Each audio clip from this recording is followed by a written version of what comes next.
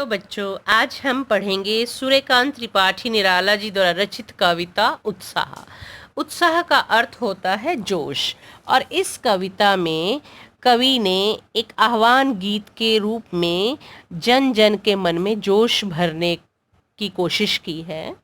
कवि ने इसे बादलों के माध्यम से प्रकट किया है। नव जीवन और नई कविता के संदर्भ में विचार करते हुए निराला जी ने बादलों के माध्यम से अपने भावों को प्रकट किया है। कविता में बादल एक और भूखे प्यासे और पीड़ित लोगों की इच्छाओं आकांक्षाओं को पूरा करते दिखाई गए हैं, तो दूसरी ओर उसे नए अंकुर के लिए विध्वंस, विप्लव और क्रांति चेतना को संभव करने वाले तत्व के रूप में भी प्रस्तुत किया है। कवि ने जीवन को व्यापक और समग्र दृष्टि से देखते हुए अपने मन की कल्पना और क्रांति चेतना की ओर ध्यान दिया है। और कवि बादलों को आह्वान करता है कि वे बरसकर गर्मी के ताप से तपी हुई धरती को शीतलता प्रदान कर दें। ऐसे ही कुछ विचार लेकर के कवि क्या लिखते हैं? बादल गरजो, घेर घेर घोर गगन, धराधर ओ, ललित ललित काले घुंघराले, बाल कल्पना कैसे पाले, विद्युत छवि उर्मे, कवि नवजीवन वाले, वज्र छिपा नूतन कविता फिर भर दो, बादल गरजो। विकल विकल उन्मन थे उन्मन, विश्व के निदाघ के सकल जन, आए अज्ञात दिशा से अनंत के घन, तप्त धरा जल से फिर शीतल कर दो, बादल गरजो। कवि कह रहे हैं, हे बादलों, तुम गरज बरसकर सारे संसार को नया जीवन प्रदान करो। तुम गरजो, तुम सारे आकाश को घेर कर मूसलाधार वर्षा करो, घनघोर वर्षो। यानी कि घेर घेर घोर गगन, जो इतना विशाल गगन है, इसको घेर लो, धराधर ओ, पूरे धरा पर छा जाओ, ललित ललित काले घुंघराले। ललित का अर्थ होता है सुंदर। सुंदर सुंदर काले घुंघराले जैसे बालों की तरह तो आपने पूरे आसमान को घेर लिया है, पूरे गगन को घेर लिया है। जब बादलों को हम देखते हैं आकाश में, तो वह काले घुंघराले बालों की तरह नजर आते हैं। ध्यान से देखना, जिस प्रकार काले घुंघराले बालों के छल्ले बने होते हैं, उसी प्रकार जो है बादल अपने अंदर पानी को संजोए हुए आगे बढ़ रहे होते हैं। बाल कल्पना से पाले, बाल होता है बच्चे।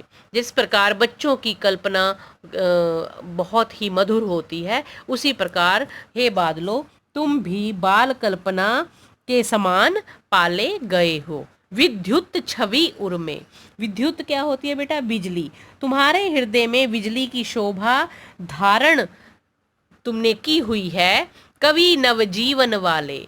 और तुम जो हो, मेरी जो ये कविता है, जिस प्रकार जब बादल बरसते हैं तो पूरी धरती को नया जीवन मिल जाता है। किसान बेसब्री से इंतज़ार कर रहे होते हैं, पेड़ पौधे जो अपनी प्यास बुझाने के लिए, तपती धरती जो गर्मी से तप कर फटने के लिए तैयार हो जाती है, वह बेसब्री से बादलों का इंतज़ार कर रही होती है।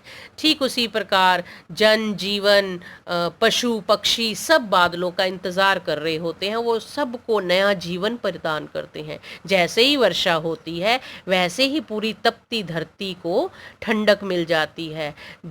सभी पशु पक्षियों को जल मिल जाता है, वे खुशी के मारे नाचने लगते हैं। तो किसानों के खेतों को, जो उनकी फसलें उगाई गई हैं, उनको भी जल मिल जाता है, और किसान भी खुशी से झूम उठते हैं, क्योंकि पूरी सृष्टि के लिए जो अनाज की सृजना है, वो किसान करता है। वज्र छिपा नूतन कविता, कहते तुम्हारे अंदर नवीन सृष्टि करने वाले, तुम जल रूपी नया जीवन देने वाले, तुम्हारे भीतर वज्रपात करने की अपार शक्ति छिपी हुई है। वज्रपात करने का अर्थ यहाँ पर ये है कि तुम इस संसार में नई प्रेरणा, जीवन प्रदान करने वाले हो, और तुम्हारे अंदर क्रांति छुपी हुई है। जब तुम वर्षोगे तो पूरी सृष्टि में क्रांति आ जाएगी। जो झुलस कर धरती तप कर बिल्कुल सूख चुकी है, वहाँ पर तुम्हारे जल के कण पड़ते ही एक नया जीवन जो है वो जी उठेगा। नूतन कविता, यही मेरी नई कविता जो है उसके अंदर भी ये संदेश छुपा हुआ है कि हे क्रांतिकारियों, उठो और खूब बरसो, और तुम्हारे अंदर से जो ये नई क्रांति आएगी उससे एक नया बीज फूटेगा और सबको, तपते हुए लोगों को आज़ादी मिल जाएगी। फिर भर दो, यानी कि सबके अंदर अपनी नई कविता से जोश भर दो, उत्साह भर दो। हे बादल तुम गरजो। विकल विकल उन्मन थे उन्मन। विकल विकल का अर्थ यहाँ पर है सभी बहुत परेशान थे। जब बादल नहीं बरसे थे तो सभी लोगों के मन में बहुत ज़्यादा बेचैनी हो गई थी, वो व्याकुल हो गए थे और वे उदास हो रहे थे, उन्मन थे, उदास हो चुके थे। विश्व के निदाग के सकल जन, जितना संसार है उसके सारे ही जन, जन मतलब लोग, निदाग मतलब कि वो बहुत ज़्यादा अंदर से टूट चुके थे, उनके अंदर कोई उत्साह नहीं बचा था, निराश हो चुके थे। लेकिन आए अज्ञात दिशा से अनंत के घन, लेकिन एक अज्ञात ना जानने वाली दिशा से, सीमाहीन दिशा से तुम अचानक पूरे घन मतलब बादलों में बादल बनकर छा गए। तप्त धरा जल से, फिर तपती हुई धरती को तुम फिर अपने जल से शीतल कर दो, उसको शीतलता प्रदान करो। हे बादल तुम गरज गरज कर बरसो और फिर धरती को शीतल कर दो। यहाँ पर कहने का अर्थ ये है कि कवि जो है वो बादलों को ये संदेश दे रहे हैं कि जितने लोग व्याकुल हैं, बेचैन हैं, तुम आओ और अपना जल बरसाओ और उन्हें खुशी प्रदान करो। और कवि की कविता क्या कह रही है कि तुम जो लोग हैं उनमें उत्साह, कवि की कविता ही भरेगी।